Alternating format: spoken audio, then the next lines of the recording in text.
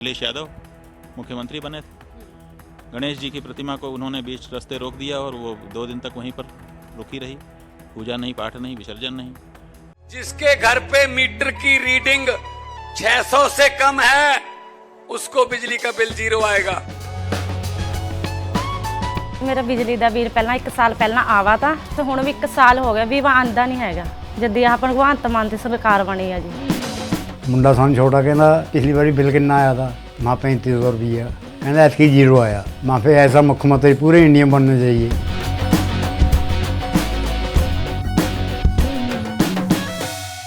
तो हमने उसका विरोध किया। बहुत सारे लोग और कर रहे थे, हम उनके साथ खड़े हुए। बाद में हमको लाठी मारी उनके अधिकारियों ने, करके क्यों मारने के लिए मजबूर कर दिया गया? क्यों उनकी लाशें पड़ी रहीं? क्यों उनकी गिनती अभी भी नहीं हो पा रही है? क्यों मोर्चरी में लाशें सड़ रही हैं, दुर्गंध आ रही है? पत्रकार कवर करने के लिए जा रहे हैं तो रुमाल उनको नाक पे रख करके क्यों कवर करना पड़ रहा है? क्यों अभी ऐसी बातें निकल करके आ रही हैं कि रेत में बहुत सारी लाशें दबा दी गई? लेकिन हमने तो देखा कि मीडिया जब घटना को कवर करने के लिए जा रहा है तो पुलिस वाले डंडा मार रहे हैं। ऐसा किया कि अगर आदित्यनाथ कह रहे हैं कि अफवाह है तो इसका मतलब अफवाह ही है। दिन भर हम ये छवि बनाते रहे कि देखिए इस व्यक्ति के साथ कितना छल हो रहा है, इसको बदनाम करने के लिए लोग कैसी कैसी कहानियाँ फैला रहे हैं। दिन भर उनके प्रति हमारे मन में एक अलग भाव आ रहा था कि आदित्यनाथ को बदनाम करने के लिए अफवाहें कैसी फैलाई जा रही हैं। तो हम खड़े हुए थे, हमने उनके खिलाफ तगड़ा आंदोलन किया था और उनको वापस आना पड़ा था। लिखित रूप से वचन देना पड़ा था। हमारे पास पत्र है कि हम अब मंदिर नहीं तोड़ेंगे। स्वाभाविक है कि सत्ता के साथ खड़े हो जाना सरल है, तो हमने तो कठिन रास्ता चुना हुआ है। उनके लोग धमकी देते रहे, जैसे कल फेसबुक पे 4-5 लोगों ने लिखा कि तुमको जान से मार देंगे। मार दो। ये संवाद शंकराचार्य अभिमुक्तेश्वरानंद जी के साथ। आप जैसे भगदड़ मची यहाँ पर, हमने देखा कि कितने सारे ऐसे परिवार उजड़े, माँओं को उनके बेटे नहीं मिले। फिर इनके बाद हमने आपका बयान सुना, आप सीधे वो तल्ख तेवरों से सरकार पर भी प्रश्न उठा रहे थे और आपके प्रश्नों पर भी दूसरे जो धर्माचार्य हैं उनकी भी टिप्पणी हुई। ऐसा है कि तल्ख तेवर की बात नहीं है, बात हृदय के क्षोभ की है। जिस समय किसी व्यक्ति का हृदय किसी कारणवश क्षुब्ध होता है, दुखी होता है, तो उस समय उसकी शब्दावली अपने आप तल्ख हो जाती है। तो वो हमारे हृदय का क्षोभ था जो उस रूप में प्रकट हो रहा था।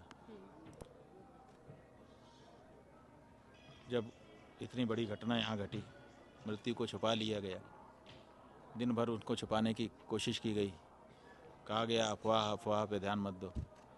मृत्युओं को अफवाह कहा गया और उस पे ध्यान न देने के लिए कहा गया। और बाद में जब ये पता चला कि नहीं, अफवाह की बात नहीं थी, वास्तविक घटनाएं थी जो दिन भर चल रही थी, तो स्वाभाविक है कि मन में दुख हुआ। तो वही दुख हमने प्रकट कर दिया था और कोई बात नहीं। बागेश्वर धाम वाले बाबा कह रहे हैं कि मोक्ष की प्राप्ति हो गई, देवलोक गमन हो गया उनका। अब हमने आज पंडितों से पूछा था कि आप बताइए कि क्या इस तरह से भीड़ में दब के कुचल के मारे जाने पर मोक्ष हो जाएगा किसी का? तो अभी जो पंडितों ने हमको बताया और हमने स्वयं भी शास्त्र में सब देखा ही है, तो जब तक हम संकल्प नहीं करते हैं किसी चीज़ का और विधि का प्रयोग नहीं करते हैं, तब तक उपलब्धि नहीं होती है। तो जो लोग यहाँ पर मारे गए, वो लोग ये संकल्प लेके नहीं आए थे कि हम यहाँ प्राण छोड़ देंगे ताकि हमको मुक्ति मिल जाए। अगर इस संकल्प से आते और मारे जाते तब तो मुक्ति हो जाती। लेकिन वो तो केवल स्नान करने के लिए आए थे कि हम पवित्र मौनी अमावस्या के दिन गंगा यमुना सरस्वती की त्रिवेणी में स्नान करके पुण्य लाभ करेंगे। ये वो कर नहीं पाए संभवतः, क्योंकि रात को ही ये घटना हो गई, तो वो कर नहीं पाए। तो उनको क्या लाभ मिलेगा? ये लाभ मिल जाएगा, गंगा स्नान का पुण्य तो उनको मिल जाएगा, क्योंकि उन्होंने ये संकल्प मन में किया हुआ था। अब किसी बाधा आ गई, वो चाहते थे लेकिन कर नहीं पाए, तो इसलिए मानस पुण्य उनको मिल जाएगा। लेकिन वो ये संकल्प लेके तो आए नहीं थे कि मैं वहाँ शरीर छोड़ दूंगा और उससे मुक्ति मुझे मिल जाए। प्रयाग में मरण से मुक्ति है, लेकिन ये वही तन्मम विसृजन्ति धीरा लिखा हुआ है, वेद की वाणी है, उसमें लिखा है कि जो यहाँ पर प्राण छोड़ेगा, छोड़ेगा का मतलब संकल्प करेगा कि मैं अब प्राण छोड़ दूंगा, शरीर छोड़ दूंगा, तो वो जो मारे गए वो लोग थोड़े संकल्प छोड़े, वो लोग तो जिस समय उनके ऊपर लोग जा रहे होंगे तो उस समय प्रतिकार कर रहे होंगे पूरी ताकत से कि अरे खबरदार, मत करो मत करो, मैं जीना चाहता हूँ, मैं मरना नहीं चाहता। उस समय तो उनका ये विचार था ना। तो जब उनकी अंत में मति ही नहीं थी मोक्ष की, तो बिना मति के कैसे उनको मोक्ष मिल जाएगा? वो तो जीना चाहते थे, तो इसलिए उनको कैसे मोक्ष मिलेगा, ये सवाल। अब आपके जो बयान रहे उनको अब सोशल मीडिया पर कहूँ या फिर बहुत सारे नेताओं की ओर से कहूँ तो ये टिप्पणी आई कि आप विपक्षी दलों की पैरवी कर रहे हैं, कोई आप पर सपाई होने का आरोप लगा रहा है, कोई कांग्रेसी होने का आरोप लगा रहा है। आरोप और क्या लगाएंगे आप बताओ? कोई जवाब उनके पास होता तो वो देते। अब हम ये कह रहे हैं कि जब मुख्यमंत्री जी को रात को ही या सवेरे ही पता चल गया था, मान लो कि रात को वो सो गए थे घटना के समय, तो जब उठे होंगे तब तो उनके अधिकारियों ने उनको बताया होगा ना कि ये घटना घट गई, और उनको तो छिपाया नहीं गया होगा। तो उन्होंने पूरे दिन क्यों छिपाया? पूरे दिन वो छुपाए रहे, कहते रहे अफवाहों पर ध्यान मत दीजिए, सब ठीक है सब ठीक है, अफवाहों पर ध्यान मत दीजिए। और रात को उन्होंने बताया कि 30 लोग मारे गए। तो सवाल ये है कि 30 लोग मारे गए, इसकी जानकारी उनको कब मिली? रात को मिली, जब वो बता रहे थे कि 18-19 घंटे पहले। तो 18-19 घंटे वो इस बात को क्यों छिपाए रहे? ये सवाल है। अब इस सवाल का जवाब है नहीं उनके पास, तो आखिर वो क्या कहेंगे? तो अब वो उन्होंने तरीका निकाला हुआ है कि जिसकी बात का जवाब ना हो उसको दूसरी पार्टी का सिद्ध कर दो। आपके तमाम बयानों को मैं जब से देखती हूँ तो तब से जो सत्ताधारी जो दल है उनकी ओर से यही आता कि आप हमेशा उनके विरोध में खड़े रहते हैं। ठीक है ना, तो सत्ताधारी दल के ओर से आता है, बिल्कुल सही है। जब मायावती उत्तर प्रदेश में शासन कर रही थी तो उन्होंने काशी में मंदिर तोड़ना शुरू कर दिए। मायावती, अब तो बहुत लोग भूल चुके हैं उनको, लेकिन वो उत्तर प्रदेश की मुख्यमंत्री रही थी और उनके मुख्यमंत्रित्व काल में बसपा की सरकार थी, वो मंदिर तोड़ना शुरू कर दी थी। तो हम खड़े हुए थे, हमने उनके खिलाफ तगड़ा आंदोलन किया था और उनको वापस आना पड़ा था, लिखित रूप से वचन देना पड़ा था। हमारे पास पत्र है कि हम अब मंदिर नहीं तोड़ेंगे, तब हमने आंदोलन वापस लिया था। उसके बाद हम उनके खिलाफ थे, बिल्कुल सही है, वो सत्ता में थी और हम उनके खिलाफ थे क्योंकि उनके द्वारा मंदिर तोड़ने जैसा गलत कार्य हो रहा था। उसके बाद फिर अखिलेश यादव मुख्यमंत्री बने थे। गणेश जी की प्रतिमा को उन्होंने बीच रास्ते रोक दिया और वो 2 दिन तक वहीं पर रुकी रही, पूजा नहीं, पाठ नहीं, विसर्जन नहीं। तो हमने उसका विरोध किया, बहुत सारे लोग और कर रहे थे, हम उनके साथ खड़े हुए।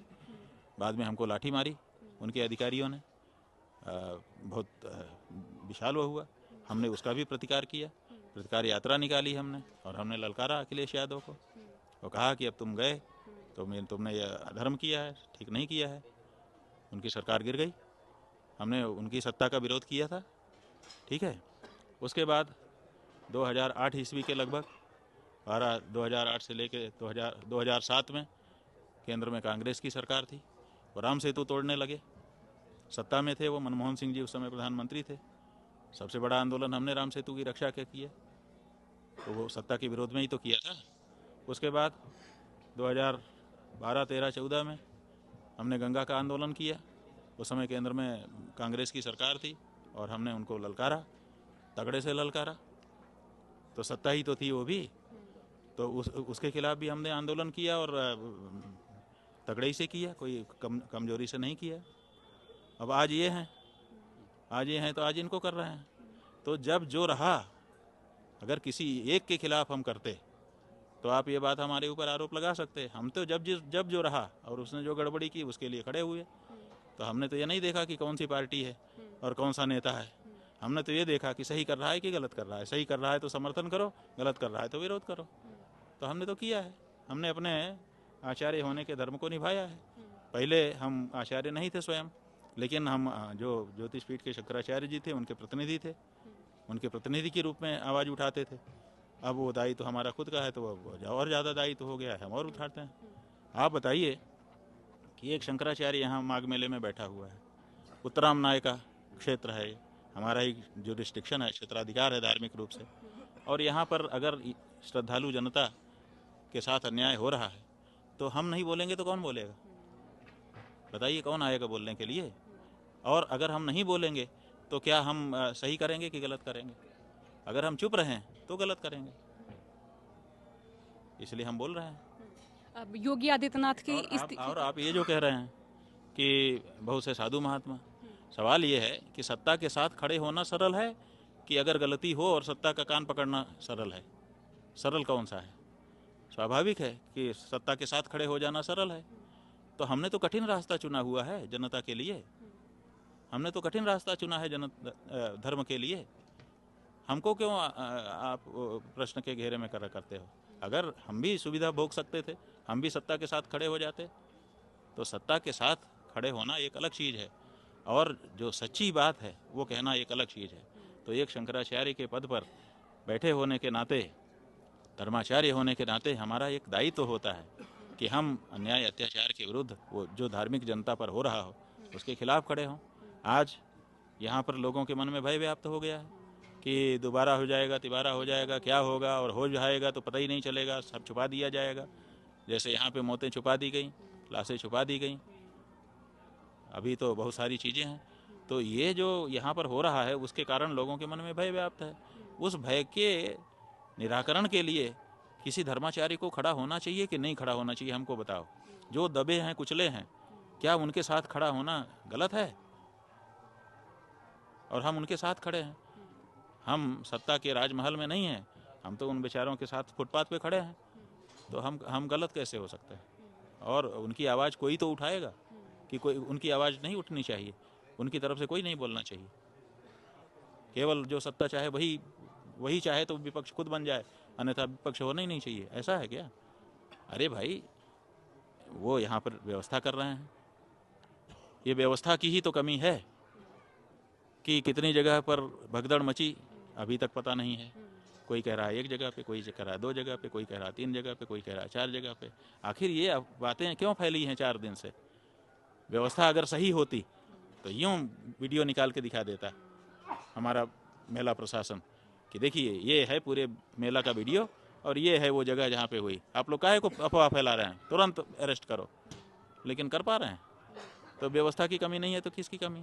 फिर आप अभी तक मृतकों की संख्या सही नहीं बता पा रहे हैं। जितने लोग स्नान कर रहे हैं, हर आधे घंटे में डाटा आ जाता है, इतने करोड़ लोग स्नान कर लिए। इतने करोड़ स्नानार्थियों को गिनने के लिए आपके पास व्यवस्था है कि इतने करोड़ उनको गिन लेंगे आप, लेकिन कितने मरे उनकी गिनती आपके पास नहीं रहती है 4-4 दिन के बाद। ये व्यवस्था है। तो व्यवस्था में कमी दिख रही है कि नहीं दिख रही है? व्यवस्था क्या होती है? व्यवस्था ये होती है कि सब कुछ पारदर्शी। आइए देख लीजिए, आपको बुला करके विजिट करा दिया जाता। एक प्रेस कॉन्फ्रेंस होती मेला प्रशासन की ओर से कि मीडिया वाले आएँ, क्या क्या देखना चाहते हैं हम दिखाने के लिए तैयार हैं। ये व्यवस्था होती। हम कहते हैं कि देखिए इनकी कितनी चाक चौबंद व्यवस्था है, कोई चीज़, सब चीज़ पारदर्शी है। लेकिन हमने तो देखा कि मीडिया जब घटना को कवर करने के लिए जा रहा है तो पुलिस वाले डंडा मार रहे हैं, धक्का मार रहे हैं, खींच करके दूर लेकर जा करके फेंक दे रहे हैं। ये व्यवस्था होती है। तो दिख तो रहा है सब कुछ कि क्या व्यवस्था है और क्या नहीं है। अगर और इसके बारे में कोई आवाज़ उठा दे तो आप उसको कहते गलत। क्या हिंदू समाज चाहेगा कि हम सत्ता के पक्ष में खड़े होकर के मलाई काटें? कि हिंदू समाज चाहेगा कि उनकी जो जेन्युइन बात है उसको हम उठाएं? क्या चाहेगा हिंदू समाज? तो यही चाहेगा कि उनकी भी आवाज़ उठाने वाला कोई हो। तो हमने सब खतरा लेकर के उनकी आवाज़ को बुलंद किया हुआ है। हिंदू समाज के साथ हम खड़े हुए हैं। हम राजनीति के साथ नहीं खड़े हुए हैं, हम अपने समाज के साथ खड़े हुए हैं। जो मारे गए वो भाजपा को वोट नहीं देते थे, ये कौन प्रमाणित करेगा? आप बताइए, कोई प्रमाणित कर देगा? वो पता नहीं किस पार्टी को वोट देते थे, किसको पता कि वो कौन पार्टी के थे। लेकिन वो श्रद्धालु तो थे, स्नानार्थी तो थे, बड़े भाव से चाव से आए तो थे। फिर उनको दम घोट करके क्यों मारने के लिए मजबूर कर दिया गया? क्यों उनकी लाशें पड़ी रहीं? क्यों उनकी गिनती अभी भी नहीं हो पा रही है? क्यों मोर्चरी में लाशें सड़ रही हैं, दुर्गंध आ रही है? पत्रकार कवर करने के लिए जा रहे हैं तो रुमाल उनको नाक पे रख करके क्यों कवर करना पड़ रहा है? क्यों अभी ऐसी बातें निकल करके आ रही हैं कि रेत में बहुत सारी लाशें दबा दी गई हैं? क्यों आ रहा है? तो कहीं ना कहीं व्यवस्था में कोई त्रुटि तो है। व्यवस्था वो होती कि सब कुछ पारदर्शी, प्रशासन घोषणा कर देता कि जिसको कवर करना है आइए, कहाँ कहाँ जाना है आइए, सब लोग कवर करिए। ये बात है। इतने लोग मर गए हैं, ऐसे भगदड़ हो गई, हमने देखिए ये प्रयास किए थे, हमारे प्रयास में यहाँ चूक रह गई, उसको हम स्वीकार करते हैं कि भाई ये वाली चूक रह गई, बिल्कुल असेसमेंट हम नहीं कर पाए, आगे के लिए हम सुधार तुरंत कर रहे हैं और इसके लिए हम क्षमा याचना कर रहे हैं। यही तो एक व्यवस्था, पारदर्शी व्यवस्था होती है। लेकिन ये अपनाई गई? ये तो नहीं अपनाई गई है। तो जब ये नहीं अपनाई गई है तो फिर कैसे डंका पीटा जा रहा है कि बहुत अच्छी व्यवस्था हमने कर दी? व्यवस्था ये थोड़े होती है कि हमने लाइट लगा दी, पानी लगा दिया। व्यवस्था ये होती है कि हम कोई खतरा नहीं होने देंगे। हम तो दिया में रह लेते, लेकिन हमको ऐसे कुचल करके मरने के लिए तो मजबूर न होना पड़ता। एक प्रश्न ये भी कि क्यों छुपाया जा रहा है? क्या योगी आदित्यनाथ चाहते हैं कि उनकी छवि धूमिल ना हो? इनमें योगी, मोदी, इन दोनों पर भी प्रश्न आपने उठाए हैं। नहीं, हम किसी पे प्रश्न नहीं उठा रहे हैं। हम तो इस बात के लिए दुखी हैं, अपना दुख व्यक्त कर रहे हैं। हम किसी पे क्यों प्रश्न उठाएं? हमारा जो दुख है, जो हमारी संवेदना है, वो तो हमारी है ना। तो अगर हमको दुख होगा तो हम चिल्लाएंगे नहीं, अगर हमको मन में क्षोभ होगा तो हम प्रकट नहीं करेंगे। तो जब हमारे योगी आदित्यनाथ, आप एक दिन पहले का हमारा वक्तव्य निकलवा लीजिए। हमने तो कहा है कई चीज़ें, लोगों ने पूछा था व्यवस्था के संबंध में, हमने कहा भाई मेला पूरा हो जाए तो बताएंगे। अब जब लोग हमारे दबाए जाएंगे, कुचले जाएंगे, मरेंगे, उनकी अनदेखी की, उसको लोपापोती करने की कोशिश की जाएगी और बड़ी घटना होने पर भी उसको छिपा करके अपना मान बढ़ाने की कोशिश की जाएगी, वाहवाही लूटने की कोशिश की जाएगी, राजनीतिक गेन करने के लिए प्रयास किया जाएगा, ये कहाँ तक उचित है? अगर कोई कमी हो गई है उसको सामना करते हुए आप और अच्छी व्यवस्था करो। अगर वो स्वयं सामने आते और बताते कि ये सब घटना हो गई है तो हम लोग उनके लिए थोड़े गुस्सा करते हैं, हम उनके साथ खड़े होकर और उनका मदद करते। लेकिन दिन भर वो छुपाते रहे। हम लोगों को सब जगह से समाचार आ रहा था, बहुत सारे चैनल वाले, बहुत सारे पब्लिक व्यक्तिगत वाले वो कह रहे थे कि बहुत मौतें हो गई, बहुत मौतें हो गई। लेकिन हम लोग इन पे भरोसा करके दिन भर बैठे रहे कि आदित्यनाथ तो सही बोलेंगे, और आदित्यनाथ ही कह रहे थे कि अफवाह है, अफवाह है, अफवाहों पर ध्यान मत दें। दिन भर ये कहते रहे। तो हम इनकी बात मान के, इन पे भरोसा करके हम दुखी ज़्यादा हुए हैं। अगर इन पे हम भरोसा न किए होते तो हमको कम दुख होता। हमने इन पे भरोसा किया कि अगर आदित्यनाथ कह रहे हैं कि अफवाह है तो इसका मतलब अफवाह ही है। दिन भर हम ये छवि बनाते रहे कि देखिए इस व्यक्ति के साथ कितना छल हो रहा है, इसको बदनाम करने के लिए लोग कैसी कैसी कहानियाँ फैला रहे हैं। दिन भर उनके प्रति हमारे मन में एक अलग भाव आ रहा था कि आदित्यनाथ को बदनाम करने के लिए अफवाहें कैसी फैलाई जा रही हैं। तो हम तो उनकी बात पे भरोसा कर रहे थे। लेकिन रात को जब उन्होंने खड़े होकर कहा कि नहीं घटना हुई थी और इतने लोग मारे गए, तब समझ में आया कि अरे सवेरे ही सही मारे गए हैं और अब दिन भर अफवाह अफवाह कह रहे थे, अब ये कह रहे हैं। तो ये जो बात है, और उधर केंद्र सरकार के जो मंत्री हैं उन्होंने दोपहर में ही संवेदना प्रकट कर दी। अब सवाल ये भी है कि केंद्र सरकार के जो मंत्री हैं वो दोपहर में ही संवेदना प्रकट कर रहे हैं। इसका मतलब उनको पता है कि यहाँ पर मृत्यु हो गई है, संवेदना प्रकट करना। और ये उत्तर प्रदेश के मुख्यमंत्री जो सीधे यहाँ के प्रबंधक थे, नंबर 1 प्रबंधक, इमीडिएट बॉस थे, इमीडिएट इंचार्ज थे, वो शाम को कर रहे हैं। ये क्यों? क्या इनको बाद में पता चला, उनको पहले पता चला? इसका मतलब है कि भाजपा में भी जो केंद्र की सरकार है वो इससे बेहतर संवेदना वाली दिखी। कम से कम दोपहर तक उन्होंने बोल दिया। ये तो शाम तक छिपा के लेकर जा रहे थे और सब चीज़ों को अफवाह कह रहे थे। वो भी अच्छा ये कहते हैं कि हमने तो इसलिए कि भगदड़ न मच जाए मरने की बात सुन करके, इसलिए हमने इसको, उनके एक किसी व्यक्ति ने वक्तव्य दिया है, किसी महात्मा से वक्तव्य दिलाया है कि उन्होंने इसलिए नहीं बोला, रात तक छुपा लिया जानबूझ करके कि कहीं इससे अफरा तफरी न मच जाए। तो केंद्र सरकार इस बात को नहीं समझती थी कि हम अगर बोल देंगे संवेदना के वाक्य तो इससे भगदड़ मच जाएगी। क्या आदित्यनाथ की बात से कम सुनी जाती है उनकी बात केंद्र वालों की? तो केंद्र वाले दोपहर में संवेदना व्यक्त कर सकते थे तो इनको रात तक इंतजार क्यों करना पड़ा? ये सवाल है ना। तो कहीं ना कहीं इन्होंने बड़ा अपराध किया कि मृत्यु को अफवाह अफवाह दिन भर कहते रहे और मरे हुए लोगों की लाशों का अपमान हुआ। ये ठीक नहीं है। इस बात का जो मलाल है वो बिल्कुल रहेगा, ज़िंदगी भर रहेगा, भूलेगा नहीं ये सब दृश्य और ये कृत्य। हमारी जो बात है, देखिए, हम व्यवहार बनाने के लिए और व्यवहार बिगाड़ने के लिए नहीं बोलते हैं। ना तो किसी से व्यवहार बिगड़ने से हम भयभीत हो रहे हैं और ना व्यवहार बनने से हम लाभ कुछ चाहते हैं। जो बात है और वो भी जनता के पक्ष की बात है, दायित्व है हमारा कि शंकराचार्य के पद पर रह करके हम बोले। शंकराचार्य का पद होता ही इसीलिए है कि राजाओं से कोई गड़बड़ी हो रही हो तो उंगली उठाए। तो क्या हम अपने पद के दायित्व का निर्वहन न करें? जो अंधी भक्ति रखते हैं वो लोग भले हमको गाली दे रहे हैं, लेकिन जो विचारवान लोग हैं वो कह रहे हैं कि आपका दायित्व है, आप अपनी बात कह रहे हो। और आपने अभी तक हमने जितनी बात कही है, सारे वीडियो, हमारे पास कोई वीडियो नहीं है, सब आप ही लोगों के पास है, क्योंकि आप लोग हमको लौट के देते नहीं हो, सब अपना रिकॉर्ड करके लेके चले जाते हो। और हमारे पास अगर दे भी दोगे तो इंस्ट्रूमेंट नहीं है कि हम उसको रखें। तो ऐसी परिस्थिति में सब आप लोगों के पास है। आप तब से लेके अभी तक का हमारा सारा जितना वक्तव्य है, आप उसका एनालिसिस, विश्लेषण बैठा के करवा लीजिए। हमने कोई तथ्य विरुद्ध बात बोली हो, हमने कोई उसमें पॉलिटिकल ट्विस्ट लाने की कोशिश की हो, किसी के विपक्ष में ज़बरदस्ती सिद्ध करने की कोई कोशिश हो तो बताइए। ऐसा तो हमने नहीं किया। लेकिन एक शंकराचार्य के रूप में अगर हम अपने दायित्वों का भी निर्वहन न करें तो यही हिंदू जनता है। फिर कहती है कि शंकराचार्य मलाई खा रहे थे सत्ता के साथ बैठ करके, उन्होंने तो कुछ शब्द ही नहीं बोले। तो भैया ऐसा नहीं हो सकता है, आप हमको इधर से भी पकड़ो उधर से भी पकड़ो, ऐसा मत करो। इसलिए हमारा अंतःकरण ने, हमारे जमीर ने, हमारी अंतरात्मा ने हमको कहा कि ये गलत हो रहा है, ये ठीक नहीं है, इसके बारे में तुम कहो। तो हमने कहा। अखाड़ा परिषद के अध्यक्ष रविंद्र पुरी का कहना है कि ये जो भगदड़ हुई है ये महज संयोग हुआ है, और उन्होंने आप पर भी प्रश्न उठाए कि आप कहीं राजनीतिक मंशा है आपके भीतर, या आप राजनीतिक लाभ चाहते हैं दूसरी पार्टियों से।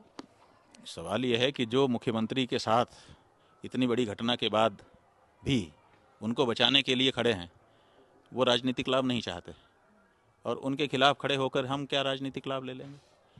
अरे हमको लेना होगा तो जो पार्टी बहुमत में है, जिस पार्टी का मुख्यमंत्री है, उसके पक्ष में जाके राजनीतिक लाभ हमको मिलेगा, कि जो विपक्ष में हैं और उनके आने की कोई संभावना अभी दिख नहीं रही है, उनसे हमको राजनीतिक लाभ मिलेगा। कौन सा राजनीतिक लाभ मिलेगा बताओ आप? बसपा से हमको क्या लाभ मिल सकता है? यही पार्टियां हैं यहाँ पर, सपा है, बसपा है, कांग्रेस है, और वो रावण की पार्टी है, और वो असदुद्दीन ओवैसी की पार्टी है। यही 4-5 पार्टियां तो हैं और वो राजभर वाली पार्टी है। अब ये जितनी पार्टियां हैं, ये हमको ज़्यादा राजनीतिक लाभ दे सकती हैं कि योगी आदित्यनाथ हमको ज़्यादा राजनीतिक लाभ दे सकते हैं? बताओ। मानी हुई बात है कि राजनीतिक लाभ अगर हमको मिल सकता है तो आदित्यनाथ से मिल सकता है। तो अगर हम राजनीतिक लाभ के लिए बोल रहे होते तो जैसे महाराज जी खड़े हैं ना, वैसे हम भी उन्हीं के बगल में जाके खड़े हो जाते, कहते कि नहीं नहीं बड़ा अच्छा काम कर रहे हैं। लेकिन हमने ये नहीं किया है। इसलिए जब आरोप कोई लगाता है ना, तो उसको देखना चाहिए कि मैं कहाँ खड़ा हूँ। ये बात है। ये मेरा अंतिम प्रश्न है। आप जैसे कि मुखर हैं, मुखर भी मैं कहूँ कि वो आप अपना कर्तव्य निभा रहे हैं, तो ऐसे क्या सत्ता पक्ष की ओर से कभी आपके पास ऐसे आता है एक तरह की रिक्वेस्ट, उसे मैं कहूँ कि आप बयान ना दें या आप ना बोलें, कुछ इस तरह कहा जाता आपसे? नहीं, अगर आते तो अच्छा रहता।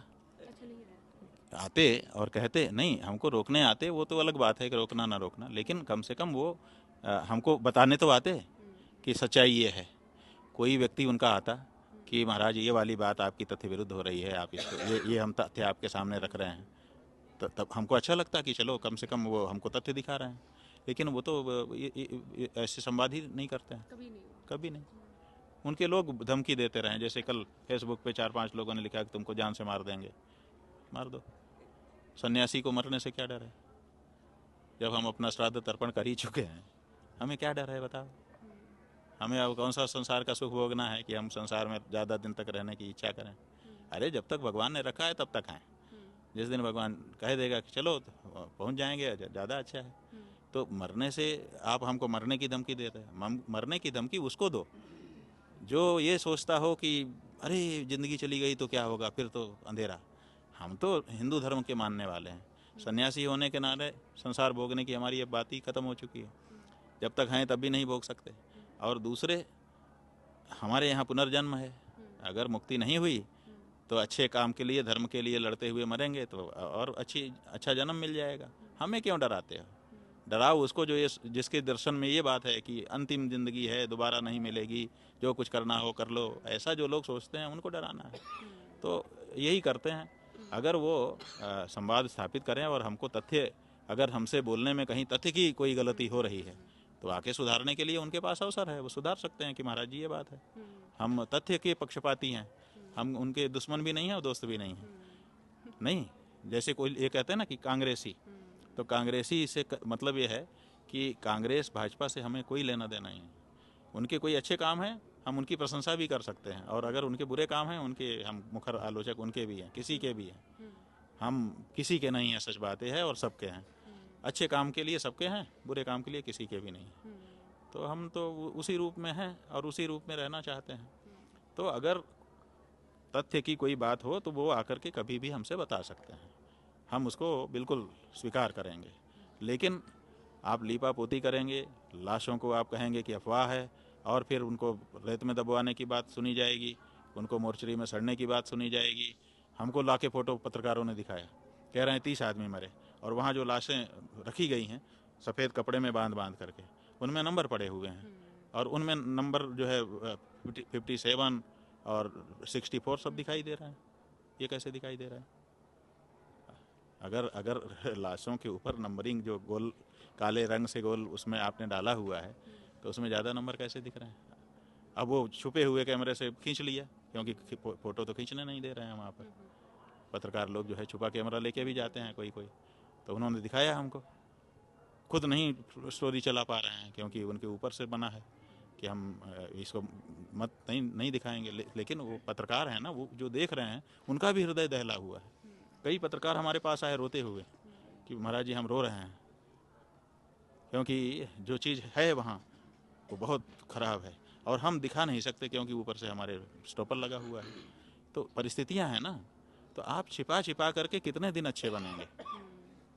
इससे ज़्यादा अच्छा होता कि आप सामने आ जाते और कहते कि भाई घटना घट गई, हम जांच करके पता करेंगे, हम सही कर रहे हैं, वो ज़्यादा बेहतर होता। लेकिन ये जो छुपाने की प्रक्रिया इन्होंने अपनाई, उससे ये भी पता चला कि ये बुज़दिल आदमी हैं, ये हिम्मती नहीं है। जैसा बताया जाता है ना कि बुलडोजर चला देंगे, अंदर से घबराहट वाले हैं कि मेरी इमेज ख़राब ना हो जाए। इमेज क्यों ख़राब होगी आपकी? आप जब गलत काम करेंगे तब इमेज ख़राब होगी। घटना हो गई, घटना होने के बाद आप खड़े होकर संभालिए, इमेज क्यों ख़राब होगी? आपकी इमेज और अच्छी हो जाएगी कि भाई देखिए खुद खड़ा हो गया। लेकिन वो ना करके इन्होंने ये सोचा कि मैं अब सब दबा ले जाऊं, छिपा ले जाऊं ताकि मेरी इमेज अच्छी रहे। तो इसका मतलब अपनी इमेज के लिए आप कुछ भी कर सकते हो, ये थोड़ा ठीक नहीं लगा।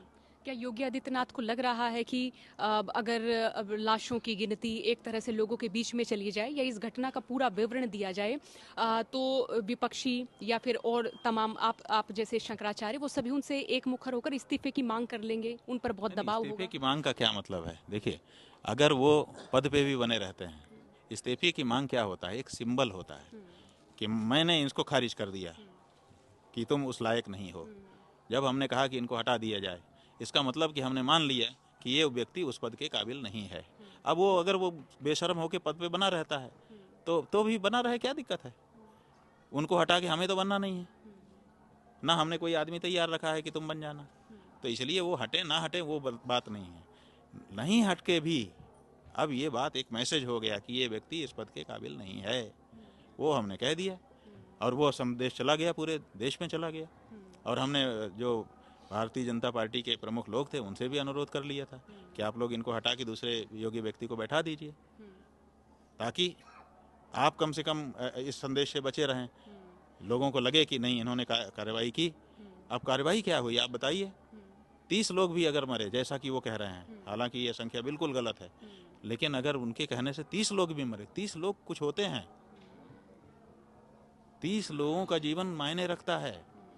तो 30 लोग मर गए, ना मेलाधिकारी बदला, ना डीआईजी बदला, ना आईजी बदला, ना एसपी बदला, ना ये बदला, ना वो बदला, एक चौकीदार भी बदला नहीं, एक के ऊपर कोई कार्यवाही नहीं हुई और कार्यक्रम सब शुरू हो गए। उपराष्ट्रपति आकर के वीआईपी नहा रहे हैं और मुख्यमंत्री उनका स्वागत कर रहे हैं, दोनों हंसते हुए का फोटो छपवा रहे हैं, माने जैसे कुछ हुआ ही नहीं। आप देखिए ना, तो ये जो है ये मैसेज जा रहा है, इसकी चर्चा आम जनता कर रही है।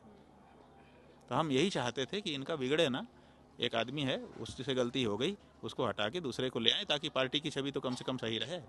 और पार्टी भी अब उन्हीं के साथ खड़ी दिखाई दे रही है, तो ठीक है, हमें क्या दिक्कत है, ये बात है। बहुत बहुत शुक्रिया बातचीत के लिए, समय देने के लिए बहुत शुक्रिया आपका। तो ये आपने बातचीत सुनी। अब आपके भी कोई प्रश्न हो तो वो भी हमें लिखकर भेजें, क्योंकि हम दोबारा शंकराचार्य जी से समय लेंगे, कुछ और सवाल होंगे और उन सवालों में आपके सवाल भी सम्मिलित किए जाएंगे। बातचीत को सुनने के लिए बहुत बहुत शुक्रिया, नमस्कार।